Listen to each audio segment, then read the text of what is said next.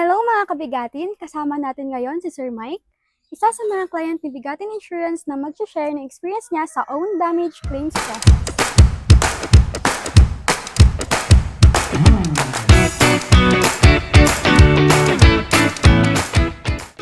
Kumusta naman po sir yung service ng Automate Auto Parts and Services? Okay naman yung service nila, madaling din kausap yung sa shop nila. And then, lahat ng mga requirements na kailangan is hiningi. Then, after that, mabilis lang na proceed sa kanila yung repair. Kwento niyo naman po sa amin sir kung paano po kayo natulungan ni Bigatin Insurance sa claims process niyo.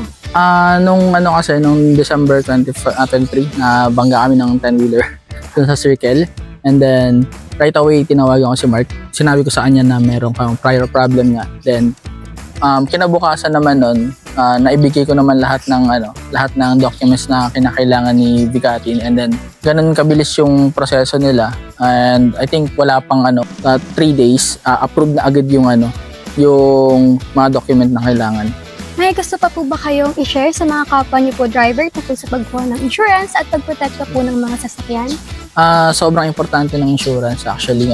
Nung ranasan ko yun nung prior to that, meron pa akong mga claims with Bigatin, and then napakadali nilang kausap with the claims. Kaya, ayun, sa kalsada kasi marami din talagang hindi okay na driver. Kaya, hindi natin masasabi kung kailan yung aksidente. So, we have to take care of our own car din. Maraming salamat Sir Mike sa pag-share ng experience nyo.